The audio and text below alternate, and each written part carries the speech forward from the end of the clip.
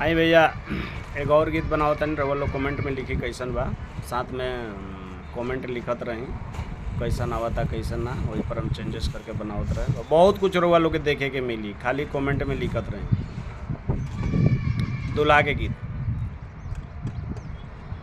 दुल्हा के गलिया अचकल पचकल पंप से पुलाव रे। दुल्हा के गलिया अचकल पचकल पंप से पुलाव रे। दुल्हा मन बुरो बक चॉकलेट से मांगाव रे। हम तो मंगनी गोर गोर कोरिया काहे ले वहिले रे। हम तो मंगनी गोर गोर कोरिया काहे ले वहिले रे। तोरा बहिन के चोटा मारो पूरा गाँव हंसवले रे। हम तो मंगनी हाथी घोड़ा बोजनिया काहे ले वहिले रे। हम तो मंगनी नचनिया बोजनिया ढोलक काहे ले वहिले रे।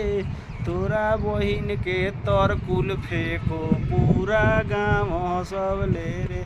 तोरा बहिन के गारी देही पूरा गाँव हंसवले रे।